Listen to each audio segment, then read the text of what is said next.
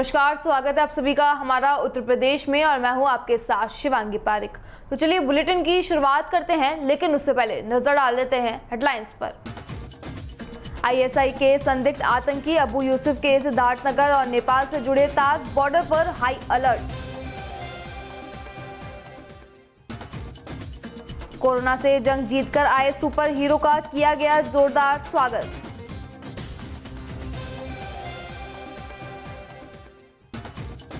Truck चालक और cleaner की हत्या के 2 आरोपी गिरफ्तार, आईजी ने किया खुलासा।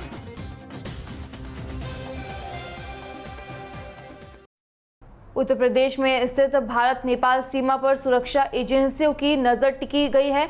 दरअसल दिल्ली में पकड़े गए बलमा रामपुर थाना क्षेत्र के उतरौल निवासी आईएसआई के संदिग्ध आतंकी मुस्तकीम उर्फ अबू यूसुफ के तार नेपाल से जुड़े हुए मिल रहे हैं। जांच एजेंसियों ने सीमा पर उस पार बैठे अराजक तत्वों पर संबंध की जानकारी एकत्रित करना शुरू कर दिया है। उधर जांच में पता चला है कि अबू यूसुफ के नजदीकी रिश्तेदार सिद्धार्थनगर के डेबुआरा थाना क्षेत्र के सीमावर्ती गांव में है। इस गांव में यूसुफ का आना जाना रहता था। अब उसके संपर्क में आने वाले सभी लोगों से चिन्हित किया जा रहा है और उनके बारे में जानकारी एकत्रित की जा रही है। अबू के नज़दीकियों की पहचान की जा रही है।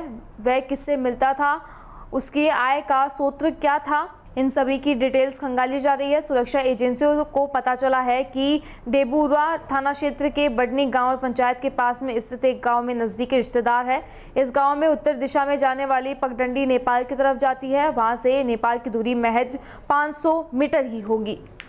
आतंकी अबू यूसुफ इस गांव में बराबर आता जाता रहता था। इस गांव में कई युवकों से उसकी दोस्ती भी थी। रात को होने वाली तकरीर में मुस्तकीम उर्फ अबू यूसुफ भी शामिल होता था। इसकी जानकारी होने पर जांच टीम ने सीमावर्ती गांव की निगरानी बेहद सतर्क तरीके से शुरू करना चालू कर दिया है। उन्नाव के पुरवा विकास खंड में उस वक्त खुशियों के बादल छा गए जब पुरवा क्षेत्र में नहीं बल्कि जिले में चर्चित कोरोना सुपर हीरो व ग्राम विकास अधिकारी पुतन लाल पाल कोरोना महासंग्राम की जंग जीतकर ब्लॉक मुख्यालय आ गए। कोरोना से जंग जीतकर आए पुतन लाल पाल का ब्लॉक में उपस्थित उनके सहयोगी ग्राम प्रधानों, कर्मचारियों व सफाई कर्मियों द्वारा माल्यार्पण कर व पुष्प वर्षा के साथ में भव्य स्वागत एवं सम्मान किया गया। आपको बता दें कि 29 जुलाई को कोरोना फाइटर पुतन लाल पाल की कोरोना जांच रिपोर्ट पॉजिटिव आई थी, जिसके चलते कोविड-19 हॉस्पिटल बीछा में कोरोना से जंग लड़ रहे थे और लंबे अंतराल के बाद में ब्लॉक मुख्यालय पुरवा आए हैं। यहां भव्य स्वागत किया गया है। आपको ये भी याद दिला दें कि ये वही पुतन लाल पाल है जिन्होंने अपनी सामाजिक संस्था नवयुग जनचेतना सेवा संस्थान के द्वारा अपने निजी वाहन से गांव-गांव व घर-घर जाकर कोरोना वायरस से बचाव एवं सुरक्षा हेतु जागरूक किया था। उसके बाद में कोरोना के अगले पड़ाव में क्वारंटाइन सेंटर ऋषिकुल विद्यापीठ इंटर कॉलेज को गोद लिया।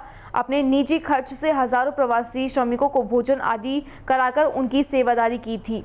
कोरोना की जंग जीतकर आए पुतनलाल पाल का हमारा डीपी के परिवार न्यूज़ एक बार से स्वागत करता है। वह कोरोना फाइटर्स के रूप में स्वागत एवं सम्मान भी करता है। आइए सुनते हैं कि कोरोना वायरस से जंग जीतकर आए पुतनलाल पाल ने डीपी के न्यूज़ से क्या कहा।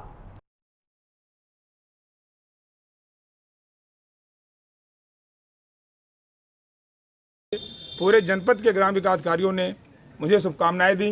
मैं धन्यवाद देता हूं अपने जनपद के मुख्य विकास अधिकारी महोदय को, डीपीआरओ साहब को, हमारे ब्लॉक के बीडीओ साहब जो पीडी हैं, इन सभी लोगों ने कोरोना काल में हमसे बीच बीच में मेरी कुशल क्षेम पूछी, मुझे बल दिया। सभी साथियों को, पूरे जनपद के ग्राम विकास अधिकारियों को, पंचायत अधिकारियों को और जो हमारा ब्लॉक पुरवा का स्टाफ है, इसके लिए मैं धन्य हूँ। और पाल जी, आप जब पॉजिटिव पाए गए थे, आपको आइसोलेट कराया गया था, वहाँ पर किस तरीके की आपको सुविधाएं दी गई थी? क्या वहाँ पर कुछ खास लगा?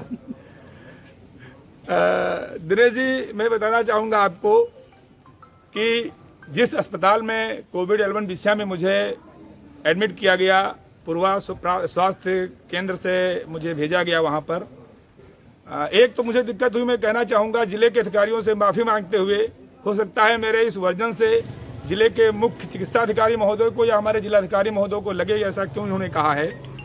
मुझे पूर्वा से विषय जाने में जो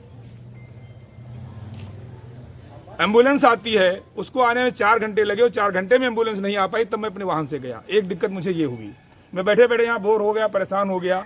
उसके बाद मैं कोविड-11 विषय पहुँचता हूँ तो वहाँ की जो नर्सिंग स्टाफ है मैं उसको धन्यवाद देता हूँ कि वहाँ जो नर्सेस डॉक्टर्स हैं वो लोग आकर के हमको दवा देती थी, हमसे कुशल क्षेम पूछती थी। लेकिन एक मुझे कष्ट है जो मैं कहना चाहूँगा, भगवान, डॉक्टर भगवान का दूसरा रूप होता है और डॉक्टर लोगों को जिंदा करता है और ये वही डॉक्टर है जिनके ऊपर पूरे देश में हेलीकॉप्टर से फूलों की वर्षा की गई।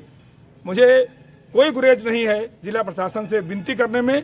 जिलाधिकारी महोदय से मैं मांग करता हूं ग्राम विकासकारी संघ का अध्यक्ष होने के नाते और एक कोरोना की जंग जीत करके वापस आने के नाते कि जो डॉक्टर्स हैं, मैं 10 दिन अस्पताल के अंदर रहा, जो 8 घंटे के लिए एक डॉक्टर वहाँ पर डिप्यूट होते हैं, वो डॉक्टर मेरे पास चल करके नहीं पूछने आए कि आप कैसे हो। उन नर्सों को मैं धन्यवाद जरूर देता हूँ कि वो आती थी, मुझे दूर से दवा देती थी, मेरा कुशल क्षेम पूछती थी। लेकिन 10 दिन के अंतर्गत, और ये तब हुआ जब सीडीओ साहब ने सीएमओ को फ़ोन किया कि हमारे ग्राम विकासकारी आपके यहाँ आ रहा है। डॉक्टर प्रमोद सर, चिकित्सा अधीक्षक पूर्वा, उन्होंने फ़ोन किया हमारे ग्राम विकासकारी आ रहे हैं। कोई डॉक्टर 10 दिन के अंदर मेरे पास एक दिन चल करके मुझे सांत्वना देने आ जाता, समझाने आ जाता कि आप कैसे हैं, तो मुझे अच्छा लगता। नर्सिंग स्टाफ को छोड़ करके मुझे किसी ने वहाँ पर समाज को क्या आप संदेशा देना चाहेंगे? समाज को मैं संदेशा देना चाहता हूँ कि ये कोरोना जैसी भयंकर महामारी है, इससे आप बचें। जैसी कि हमारी संस्था नवजन चेतना ने पूरे विकास खंड में एक संदेश दिया कि कोरोना काल से संदेश देना चाहता हूं कि बच के रहिए, दूर रहिए, मास्क लगाइए, दूरी बना करके रहिए। कोशिश करिए कि आपको कोविड एनुअल या कोरोना अस्पताल में न जाना पड़े। अगर कोरोना अस्पताल में आपको जाना पड़ा तो क्या होगा, वो आगे मैंने कहना चाहता हूँ। और अब खबर चंदौली के चकिया से, जहां बियर की दुकान पर पंखे में करंट लगने से राहुल 22 वर्षीय की मृत्यु हो गई। जानकारी के अनुसार सिकंदपुर निवासी राहुल चकिया के मोहम्मदाबाद में स्थित बियर की दुकान पर काम करता था। अचानक वहां पंखा लगने से पंखे के तार व प्रभावित हो गए, करंट की चपेट में आ गया। आनन फानन में सहयोगियों द्वारा संयुक्त चिकित्सालय चकिया ले गया, जहां पर डॉक्टर ने उसे मृत घोषित कर दिया। मौके पर पहुंची पुलिस ने शव को कब्जे में लेकर पोस्टमार्टम के लिए भेज दिया है। तो वहीं चकिया नगर पंचायत से सटे मोहम्मदाबाद गांव से, जहां कोविड-19 के भयावह काल में भी सफाई व्यवस्था शून्य दिख रही है, जिससे अजीज ग्रामीणों ने गांव में प्रदर्शन कर सफाई व्यवस्था की मांग की है। जानकारी के अनुसार मोहम्मदाबाद में सफाई कर्मचारी का कोई अता पता नहीं है, जबकि ग्रामीण बताते हैं कि ग्राम पंचायत में 2 से 3 सफाई कर्मी मौजूद है, लेकिन उनका कोई अता पता नहीं है। जबकि चकिया नगर के ब्लॉक मुख्यालय व तहसील मुख्यालय भी हैं, जहां बड़े अधिकारी आते जाते रहते हैं। गाँव में भी हमेशा उनकी नजर रहती है, फिर भी सफाई का अभाव है।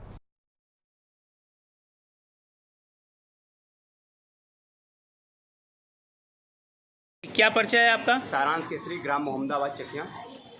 आप लोग यहाँ प्रदर्शन कर रहे हैं, क्या समस्या है? समस्या देखिए, इस नाली का है, बहुत विकट समस्या नाली का है। कोविड-19 को देखते हुए भी यहाँ पे नाली की कोई साफ़ सफाई ना हो रही है, न कि यहाँ पे सफाई कर्मी नहीं आते हैं, न झाड़ू लगता है। 3-4 साल हो गया, अब तक नाली सफाई नहीं हुआ। क्या परिचय है आपका? पप्पू गुप्ता। आप लोग यहाँ प्रदर्शन कर रहे हैं, क्या समस्या है? समस्या यही है कि यहाँ पे नाली का काम होता नहीं, सफाई कर्मी आते नहीं हैं और इसी में जानवर आते हैं, बच्चे आते हैं इधर, तो कीड़ा बिच्छी का डर होता है हम लोग को। कितने दिन हुई होगी यहाँ पर सफाई किए हुए? सफाई किए हुए तो हो गया 5 साल प्रधानियों से। बीते 14 अगस्त को रायबरेली में मील एरिया थाना क्षेत्र में संचालित बिरला सीमेंट फैक्ट्री में 640 बोरी सीमेंट लेकर अंबेडकर नगर जा रहे ट्रक के चालक व क्लीनर लापता हो गए। उनके लापता होने के मामले पर मंगलवार को पुलिस ने खुलासा किया। साथ ही लूटे हुए ट्रक व सीमेंट समेत घटना को अंजाम देने वाले 2 आरोपियों को भी पुलिस ने गिरफ्तार किया है। मामले का खुलासा लखनऊ आईजी जोन ने किया है। पता चला है कि चालक व क्लीनर का शव भी पुलिस ने बरामद किया है। साथ ही आरोपियों के पास से उनके रक्त रंजित कपड़े, हत्या के प्रयास के प्रयुक्त हथियार भी बरामद किए गए हैं।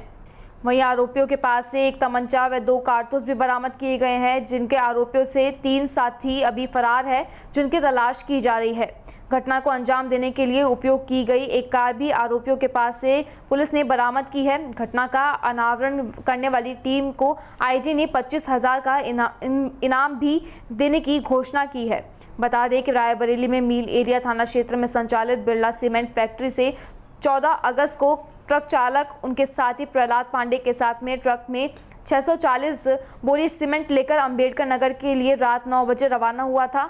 उसके अपने मालिक से रात 9:20 पर आखिरी बात हुई थी।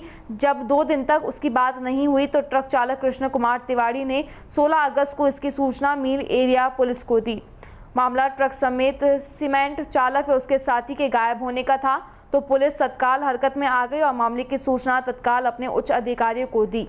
मामले के खुलासे के लिए सिविलाइंस के साथ ही कई टीमों को लगाया गया। इसी बीच में 18 अगस्त को पुलिस ने ट्रक प्रतापगढ़ जनपद के उदयपुर थाना क्षेत्र में लावारिस हालत में खड़ा मिला। 19 अगस्त को चालक विनय का शव डी थाना क्षेत्र के नया नाला में बरामद हुआ और 23 अगस्त को क्लीनर का शव भी एरिया थाना क्षेत्र के नया नाला से बरामद हो गया। इसी बीच 24 अगस्त को मुखबिर की सूचना पर पुलिस ने मील एरिया क्षेत्र में धुसौती गांव के पास में मुख्य अभियुक्त अजय के घर पर दबोचा और उसकी निशानदेही पर घटना में प्रयुक्त वैन आकार व कार क्लीनर के खून से सने कपड़े, 250 बोरी सीमेंट के कट्टे व आला कल्ट लोहे के रॉड बरामद किए हैं।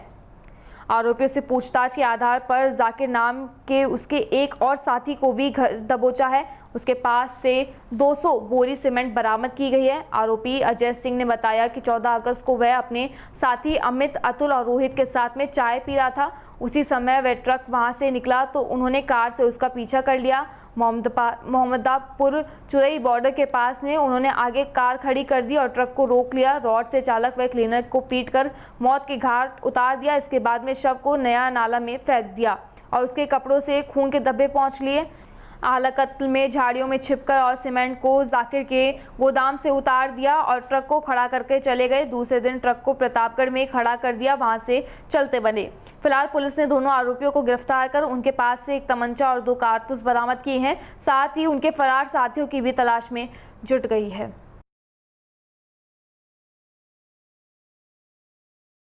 गिरफ्तार हुआ और कितने लोग हिरासत में ले गए, फरार कितने हुए? ये गत 14 अगस्त को थाना मिल एरिया से बिरला सीमेंट की फैक्ट्री से एक ट्रक 640 बोरा सीमेंट लेके रवाना हुआ था और उसमें उसके मालिक से देर रात तक वार्तालाप हुआ था। उसके बाद ये ट्रक गायब हो गया था। घटना एकदम ब्लाइंड केस था और मालिक द्वारा गंतव्य तक खोजने के उपरांत इसमें मुकदमा लिखाया गया था। मुकदमा लिखाए जाने के उपरांत महाराजगंज रेंज में ड्राइवर की लाश पाई गई थी। इस मुकदमे में हमने विभिन्न टीमों का गठन किया था। क्षेत्रीय साइबर सेल, सर्विलांस सेल की टीम को भी लगाया था।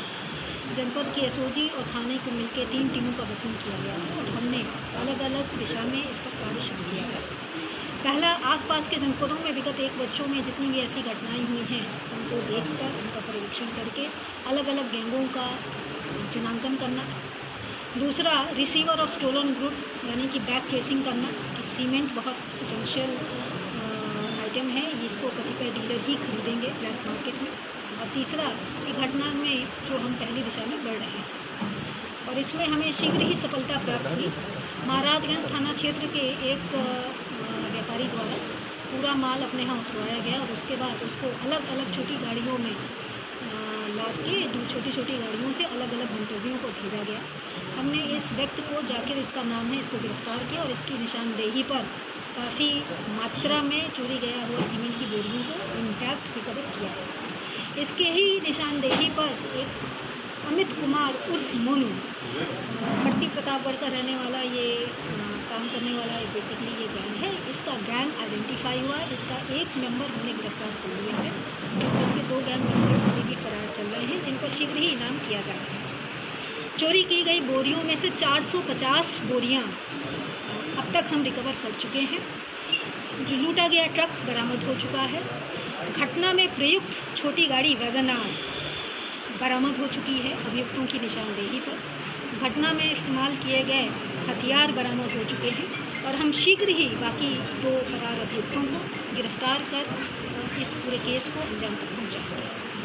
परिक्षेत्रीय सर्विलांस सेल तथा जनपद की टीमों ने जो बेहतरीन काम किया है इस ब्लाइंड केस को खोलने के लिए, उसमें हमारे द्वारा उस टीम को 25,000 का इनाम देने की आज घोषणा की जाती है। इसमें जो साथी अपराधी, उस पर कितने आपराधिक मामले पहले से मोनू सिंह जो ये अपराधी आया है, इसमें अब तक लूट, हत्या, डकैती जैसे 20 से अधिक मुकदमे प्रकाशमत हुए हैं और अभी भी उसकी पूरी हिस्ट्री खंगाली जा रही है। पीलीभीत के क्षेत्र में बाघ की दहशत तो बनी हुई थी और आज भी बनी हुई है। वहीं आज पीलीभीत में अमरिया तहसील में क्षेत्र में पड़ने वाले गांव कटमटी में रहने वाले किसान इंद्रजीत सिंह के घर में लगे हुए सीसीटीवी कैमरे में चहलकदमी करते हुए तेंदुआ कैमरे में कैद हो गया। आपको बताते चले कि अमरिया थाना क्षेत्र में इस आबादी वाले इलाके में जंगली जानवरों का आतंक काफ़ी रहता है। तेंदुए की चहलकदमी काफ़ी दिनों से देखी जा रही थी, जिसके चलते गांव के लोगों की आंख में डर और दिल में दहशत बनी हुई थी। यह तेंदुआ पास के जंगल से निकलकर आबादी वाले इलाके में रहने लगा है और घूमता हुआ आसपास के उत्तराखंड के जंगलों में वापस चला जाता है। 1 महीने से वन विभाग के कर्मचारी अधिकारी इस तेंदुए को पकड़ने में लगे हुए हैं, मगर वह नाकाम साबित हो रहे हैं। गांव के लोगों में तेंदुए की चहलकदमी के चलते दहशत बनी हुई है।